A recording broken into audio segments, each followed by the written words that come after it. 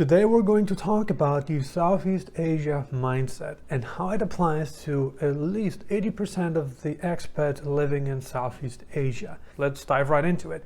I really do believe that the 80-20 rule applies. 80% of the consequences come from 20% of the causes. The Pareto Principle was invented in Italy, and it's the observation that 80% of Italy's wealth was held by 20% of the population. Now you could argue, well, these numbers, they look very different in real life. In fact, today, it's more like 1 to 5% of people hold, 90% of the wealth, something like that, or 80% of the wealth. We really need to pull out a calculator and look at each country individually to determine how much of each country's wealth is held by the top 1 to 5% of people. Back in the days, they made the observation that there was an imbalance between rich and poor.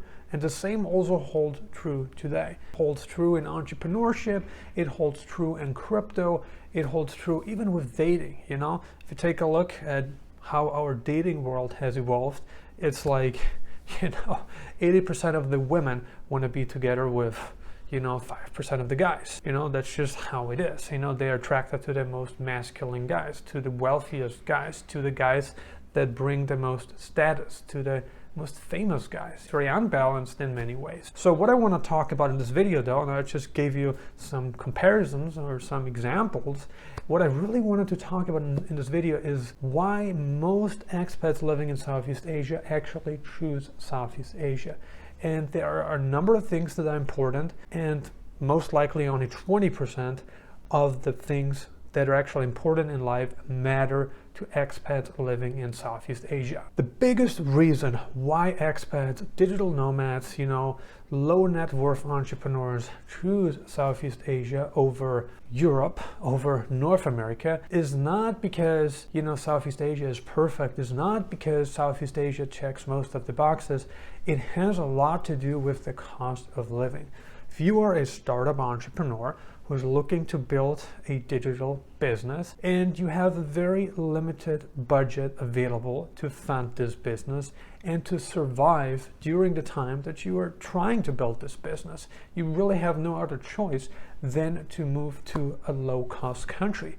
It's survival. You've got no other choice. And that is why so many expats living in Southeast Asia chose Southeast Asia. Most of them are remote workers, most of them are teachers, we're talking about freelancers. They chose Southeast Asia because they can live comfortably on $1,200 to $1,500 a month. It's not going to be a super lavish lifestyle, meaning they don't live in penthouses, they don't take vacations to the Maldives, but they have a pretty comfortable life for as little as $1,200 to $1,500 a month. In fact, they might have a very comfortable life for less than $1,200 a month. It's possible. So the cost of living is a big advantage. If you live in Southeast Asia and you can go out to eat 2 to 3 times a day and spend perhaps, $10 to $15 on food, which is your primary expense living in the region, because another couple $100 you probably spend on your studio or 1-bedroom apartment, because very likely you don't need a 3-bedroom apartment. You don't need a lavish apartment or a villa or anything like it, unless of course you are a family of 3 or 4, then that changes the dynamics. But most expats living in Southeast Asia happen to be retirees with a limited pension, with limited social security. Whatever government supported program they're on, it is very limited, right? So they don't have a very high income.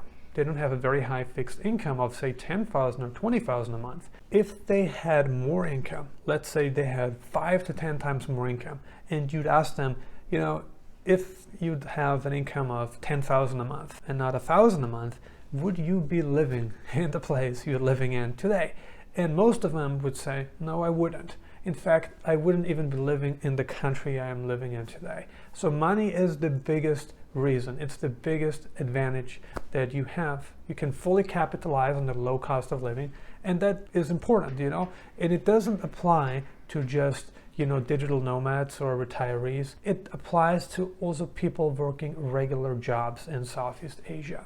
The second biggest advantage that people want to capitalize on while living in Southeast Asia is, of course, the dating opportunities. And this mainly applies to the single guys. It's pretty easy to find a younger girlfriend in Southeast Asia. Women are much less demanding than they are in the West. Since you're a Westerner, you're automatically higher positioned than a local guy or a local woman, and that makes a big difference, right? Where you're from, the passport, potential, education, that all ties into the equation, so no question about that. Another big component, another big reason why expats choose Southeast Asia is, of course, the weather. The weather is tropical, it's warm throughout the year. You don't need to spend a whole lot of money on electricity unless you want to keep your place cool, air conditioned. Then of course that's important, especially if you live at home. If you work from home, then that's really important.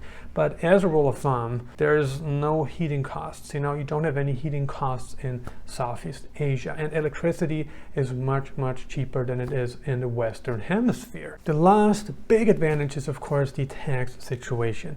That's a gray area, but the reason why many expats, especially digital nomads, remote workers, freelancers, young entrepreneurs, choose Southeast Asia is because of its favorable tax situation.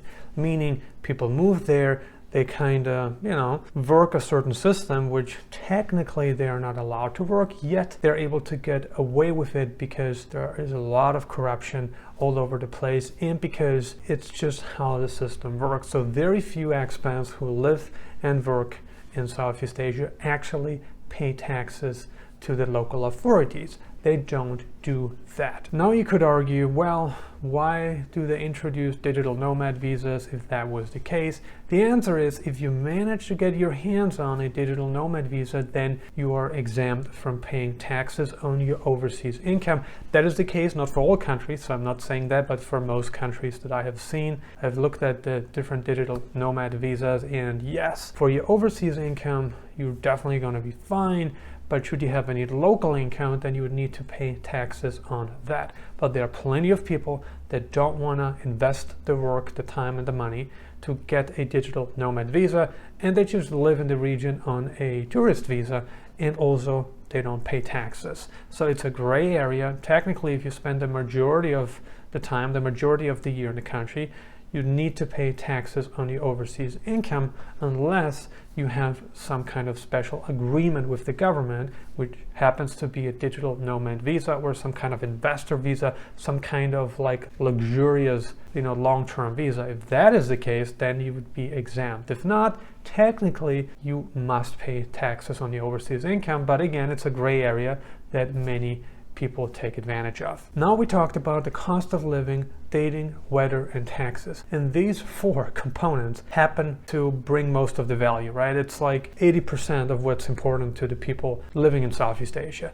The education is not so important. Healthcare is not so important. Cleanliness is not so important. Corruption is not so important. Whether you can own land is not so important. Whether you can start a business and own 100% of the company is not important. Whether you can become a citizen of the country is not important. Like all those other things that are actually really important to other people don't matter to people living in Southeast Asia. Now my question to you is, are there any other points that are important to people living in Southeast Asia? Leave a comment below and let us know. Consider subscribing if you haven't already. I'm uploading new videos on digital nomad locations, travel updates, and investment advice several times a week right now. And if you got some more time left, check out these videos.